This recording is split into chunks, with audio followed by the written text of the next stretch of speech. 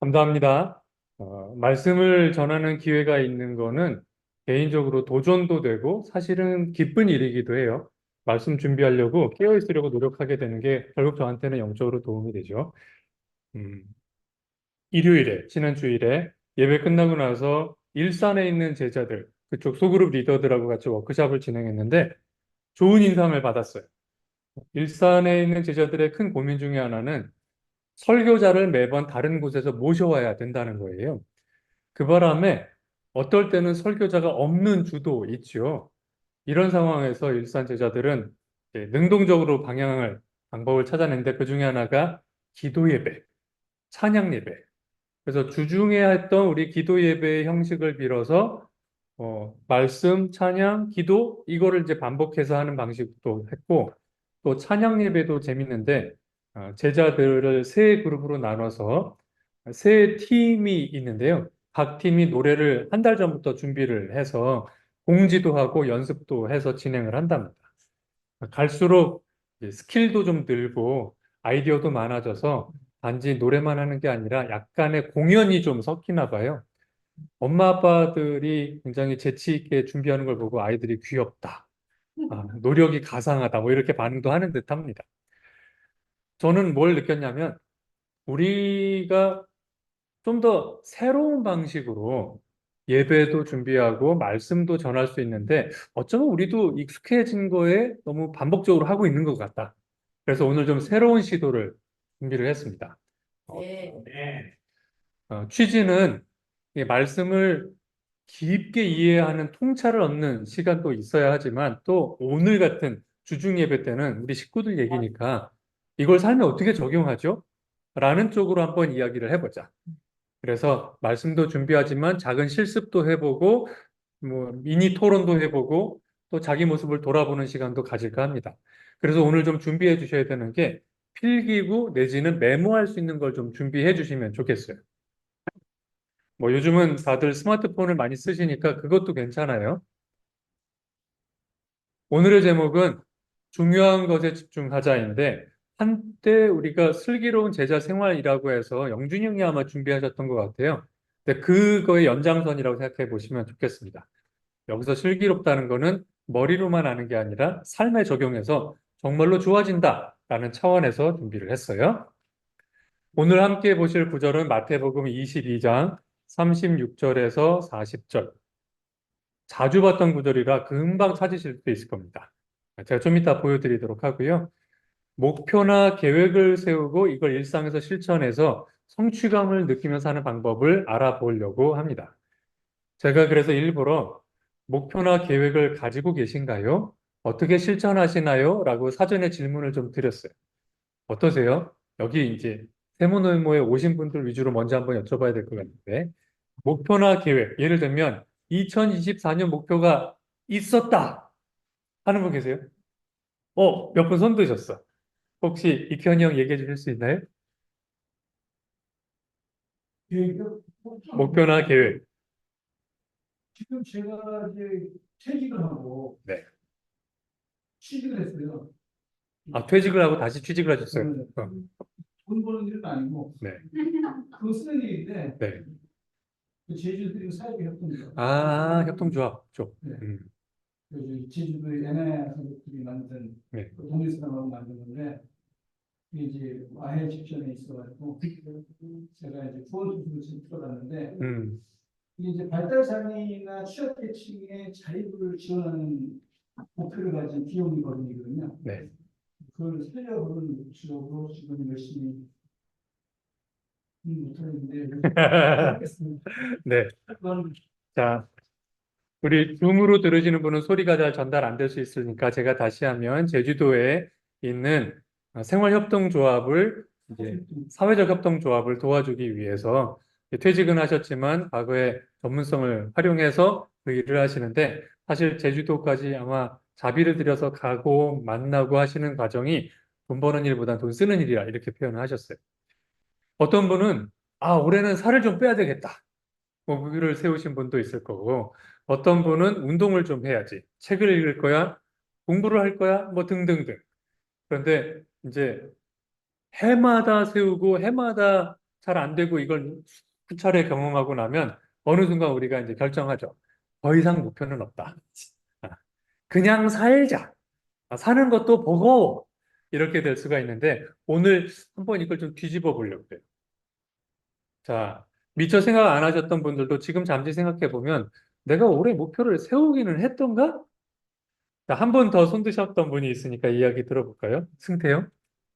저는 매년 목표를 세우고 매년 세우고. 매년 목표에 그 리스트가 있어요. 아, 그래서 네 가지 세우고 나왔는데 영적인 목표, 그다음에 육적인 거, 구체적인 하나님, 운동, 운동. 몸에 관련한 거, 그다음에 지금 개인적인 성취하고 싶은 거, 아하, 그다음에 마지막으로 회사. 회사. 네, 이렇게 해서 하고 있는데 그 중에서 영적인 거는 뭐 노사놓게 뭐 이제 매년마다 계획들이 있고 운동은 딱 정해져 있어요.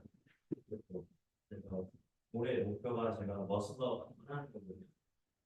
근데 머슬업을 한번 하려면 음, 그, 단계가 필요하고 그걸 하기 위해서 부수적인 운동을 많이 해야 아하, 할 수 있는 거예요. 네.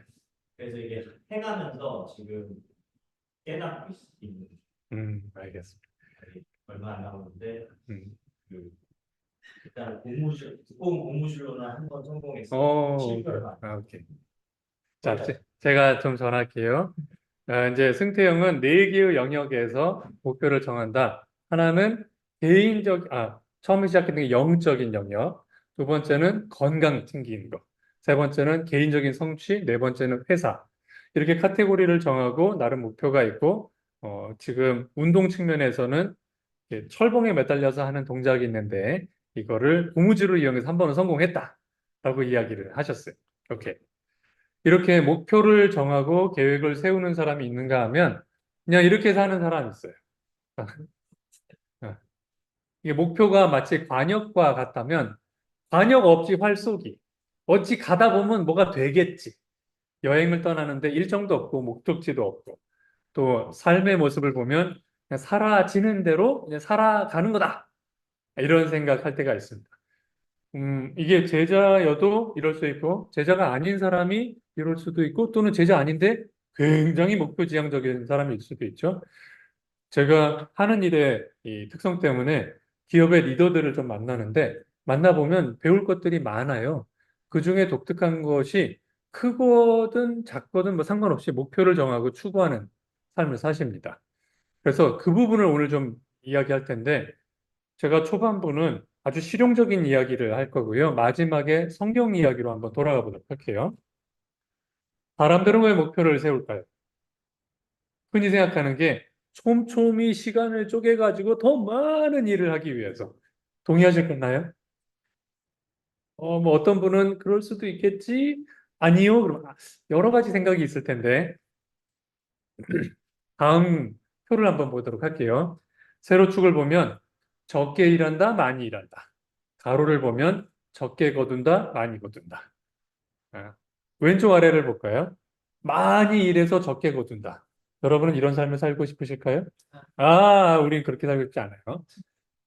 그럼 우리가 원하는 건 뭐예요? 오른쪽 위. 적게 일해도 많이 거두는 삶. 이게 우리가 이제 기대하는 거죠. 자, 그러면 아까 목표를 세우거나 계획을 세우는 이유를 다시 한번 물어볼게요. 사람들은 왜 목표를 세울까요? 계획을 왜 세울까요?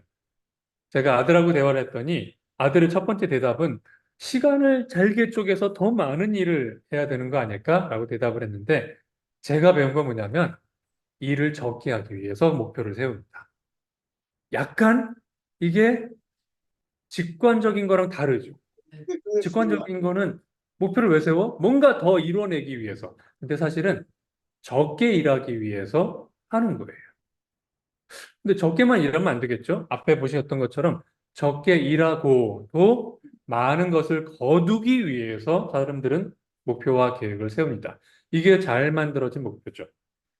만약 목표를 세웠어. 계획을 만들었어. 근데 엄청 바쁘게 사는데 별로 거둔 게 없어. 그럼 이거 뭔가 잘못된 거예요.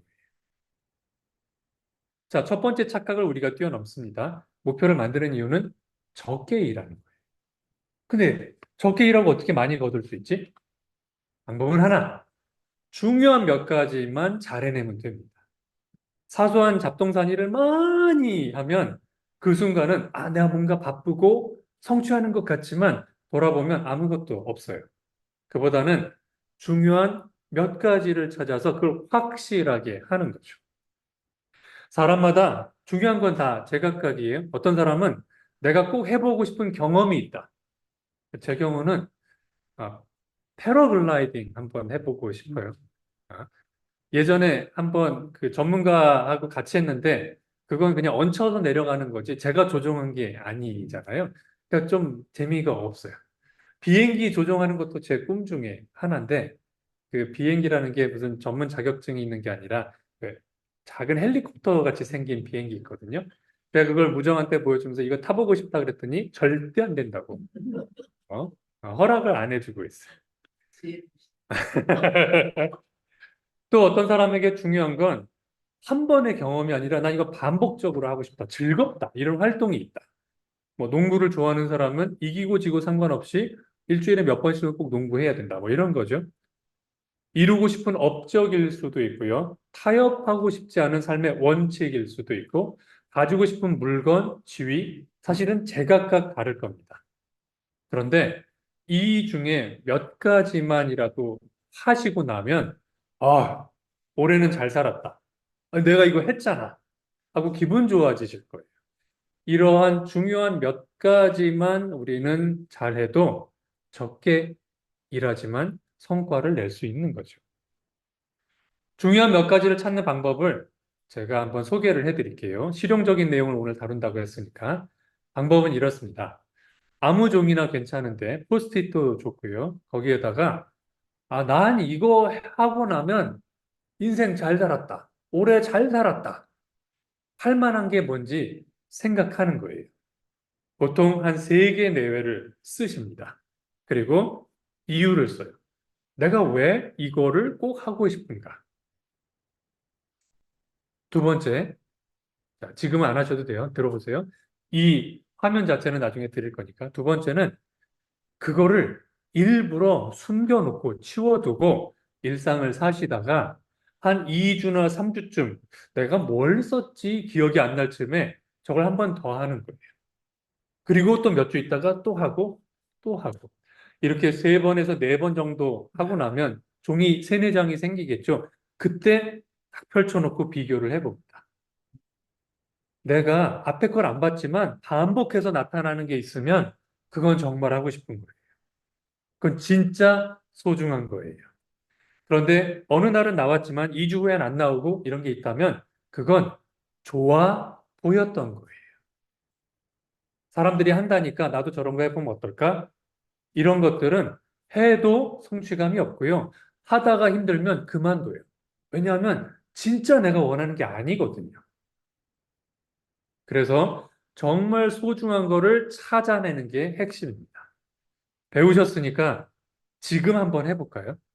자, 종이나 펜을 꺼내서 내가 이걸 해보면 좋겠다, 갖고 싶은 게 있다, 또는 나는 타협하지 않는 이런 원칙이 있습니다.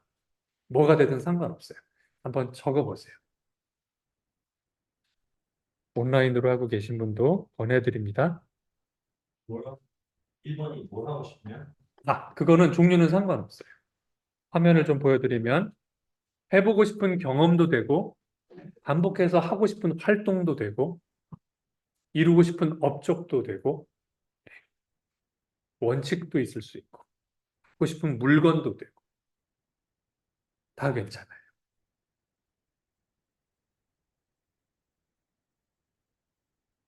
1분 후에 이어가겠습니다. 뭘 쓰셔도 상관없어요.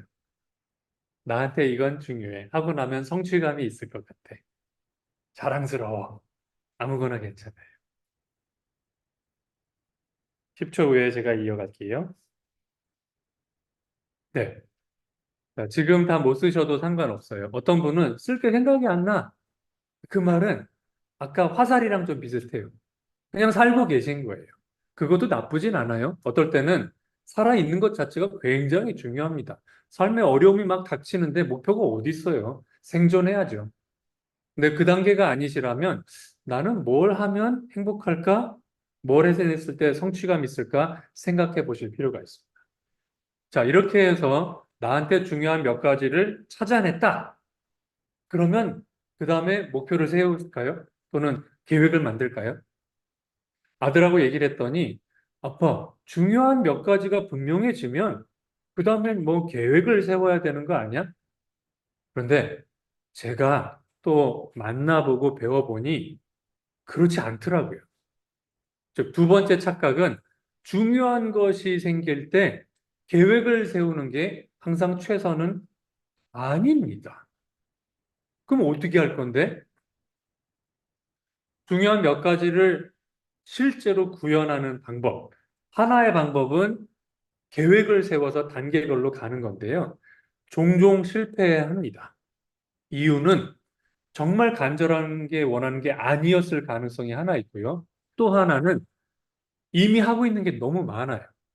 거기다 새로 얹었더니 충분한 에너지를 못 쓰는 거예요. 우리 그런 경험 있지 않으세요?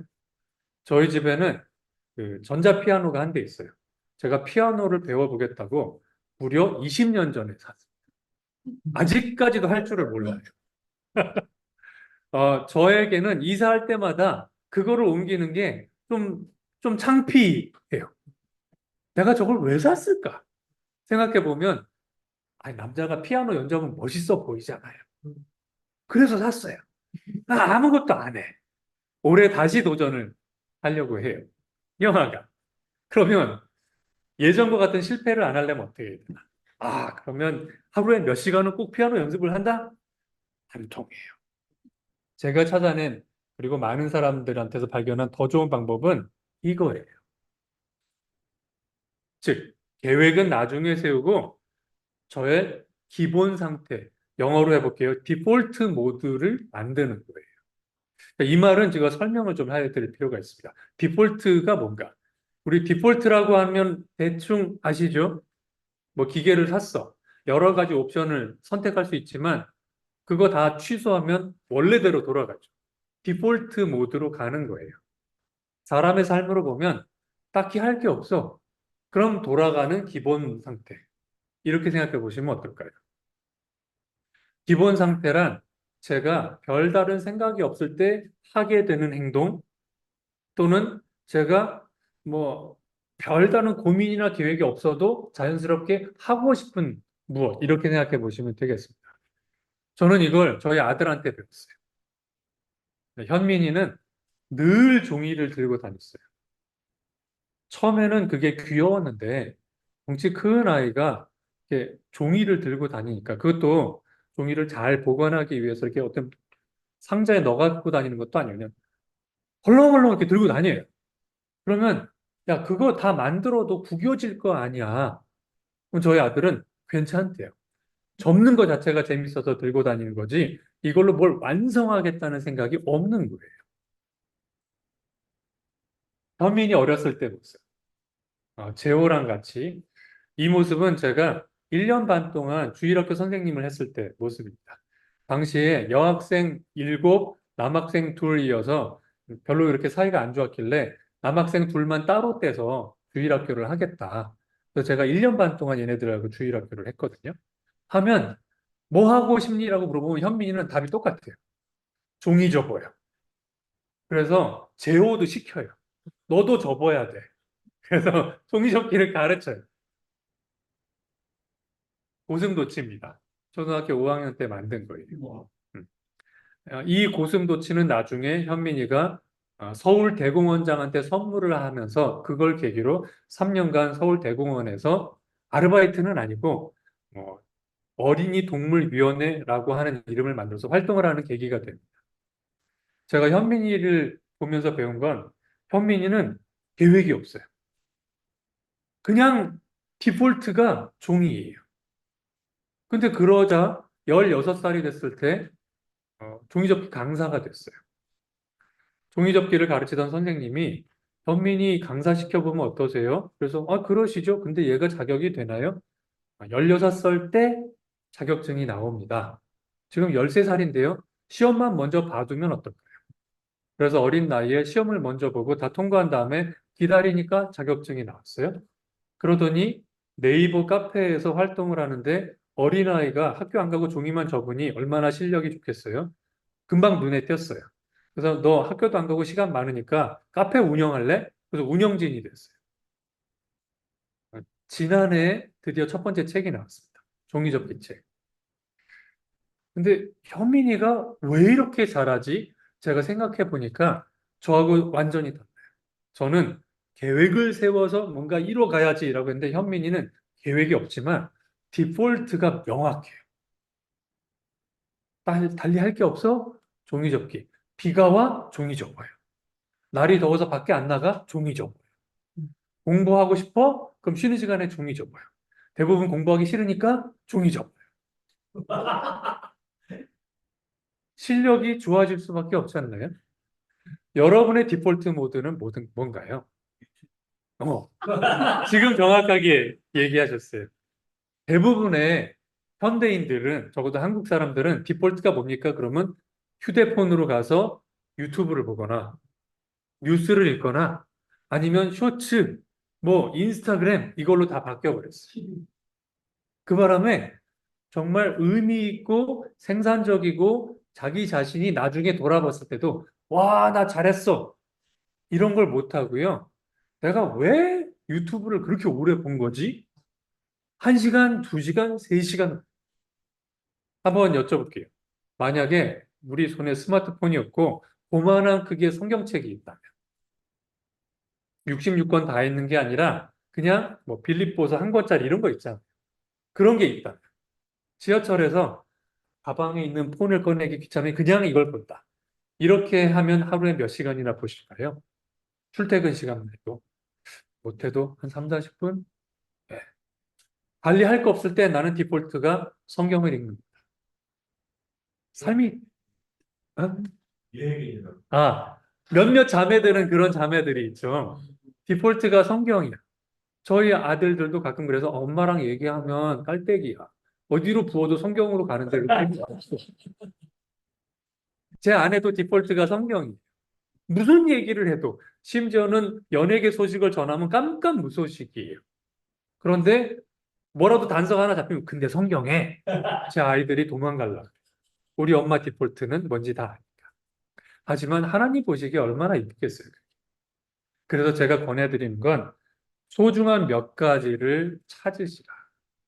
두 번째, 그걸로 대단한 계획을 만들지 마시고 그냥 다시 돌아가서 내 디폴트 모드를 그걸로 만드시면 어떨까요? 건강해지고 싶으세요?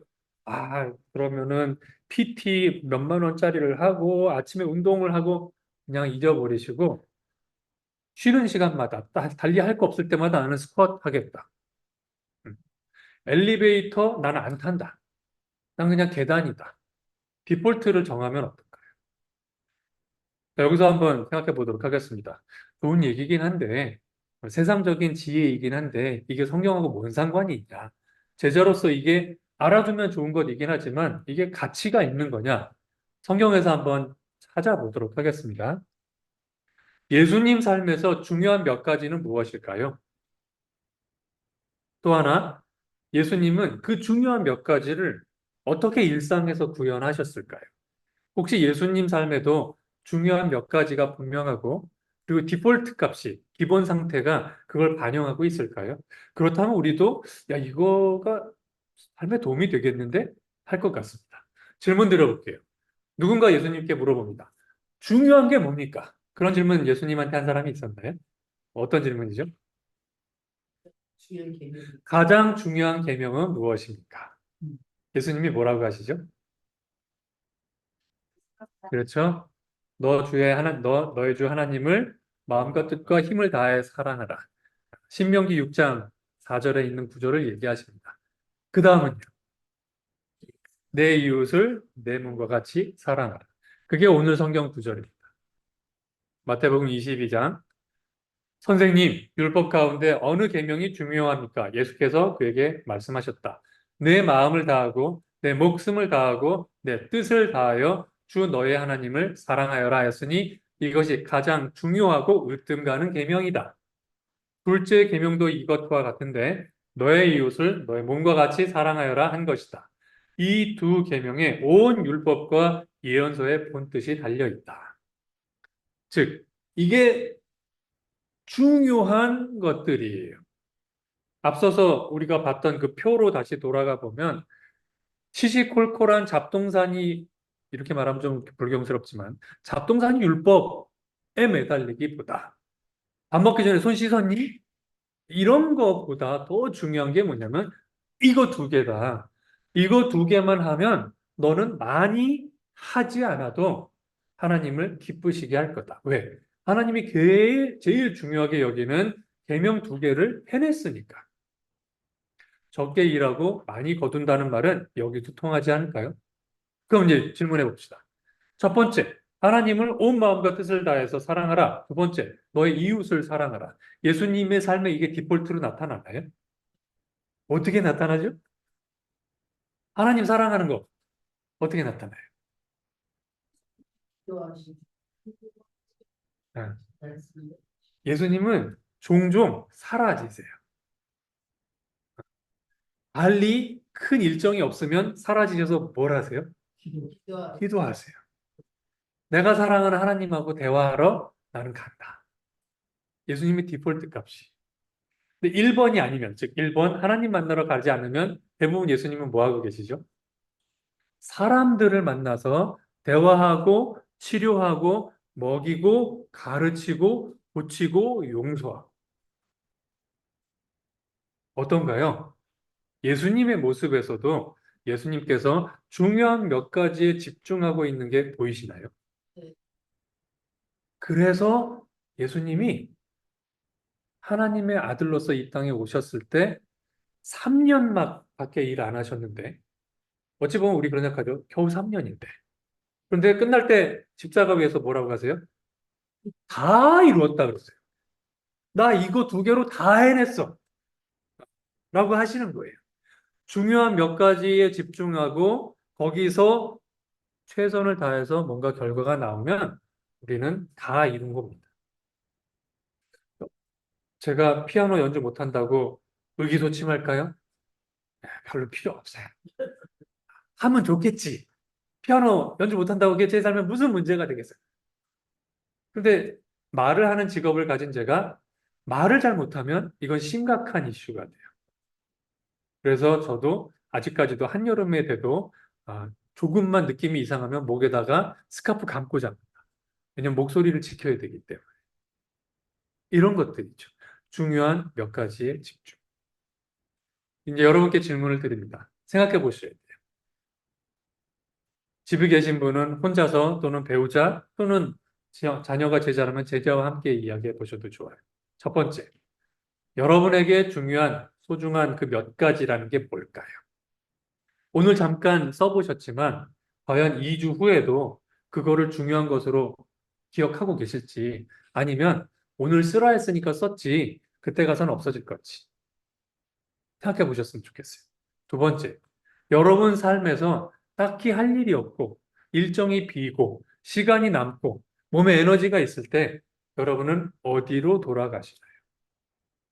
만약 거기가 유튜브 쇼츠, 뭐 인스타그램에 뭐 릴스 뭐 그렇다. 그럼 과연 그게 여러분께서 하루를 한 달을 1년을 마감할 때쯤 올해 나 잘 살았다. 내가 유튜브 시청을 드디어 6천 시간을 돌파했어. 이렇게 하실 거냐? 아니라면 디폴트 값을 바꾸시기를 권해드립니다.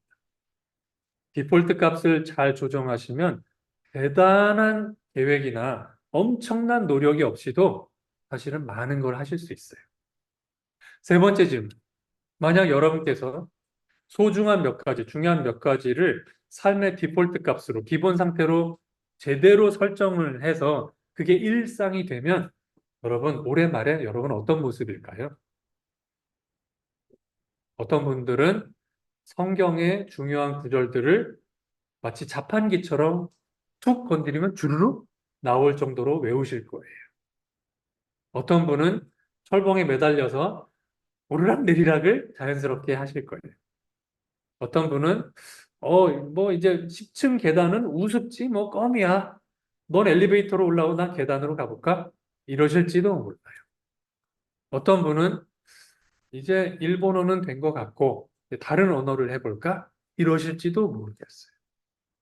만약에 우리 교회에 있는 뭐 전국에 뭐 수백여 명, 우리 안에 한 7, 80여 명이 각자 삶에서 자기한테 중요한 것을 찾아서 연말까지 디폴트 값으로 설정하고 제대로 한다면 아마 연말 크리스마스 파티 즈음에서 초대를 받아 우리 교회에 온 사람은 이렇게 말할지 몰라요. 이 교회 사람들 왜 이렇게 자신감이 만땅이야, 만땅. 뭐가 이렇게 기분이 좋고 즐거워하는 거야? 그리고 올해 어떻게 지냈어요? 서로 말을 하는데 뭘 이렇게 해놓은 게 많아? 나는 올해 아무것도 못한 것 같은데. 아마 이렇게 말할지도 몰라요. 교회가 진짜 사람들에게 빛이 되려면 단지 말씀은 이렇습니다 하고 말씀에 관심 없는 사람 끌어들이는 건 쉽지 않습니다. 하지만 세상 사람들도 부러워하는 것들. 이 교회 사람들은 어쩌면 이렇게 표정이 밝을까? 이 교회 사람들은 어쩌면 이렇게 서로에게 자기 마음을 털어놓는데 두려움이 없을까? 옷 입은 거 봐서는 딱히 잘 사는 집 사람 같지는 않은데 표정은 왜 이렇게 재벌 3세처럼 보이는 걸까? 원래 아시죠? 재벌 1세는 회사 만드느라 정신없고 2세는 무게 때문에 힘든데 3세는 막 살잖아요. 어쩌면 이렇게 재벌 3세처럼 여유가 만만할까? 도대체 뭐지? 아마 궁금해할 겁니다. 만약 오늘 함께 들으신 내용이 도움이 된다 그러면 여러분 꼭 실천해 보시고 이렇게 하는 게 맞나 싶을 때는 아까 이 마태복음으로 돌아가서 예수님도 가장 소중한 계명 두 개, 하나님을 온 마음과 뜻과 힘을 다해 사랑하는 일과 두 번째, 사람들을 내 몸처럼 사랑하는 일에 집중하셨다는 것을 기억하시길 바라고요. 아, 또 오늘 새로운 형식으로 제가 말씀을 준비해 봤습니다. 나중에라도 이런 형식이 도움이 되셨는지 피드백 주시면 저도 한번 발전시켜 보도록 하겠습니다. 여기까지가 말씀입니다.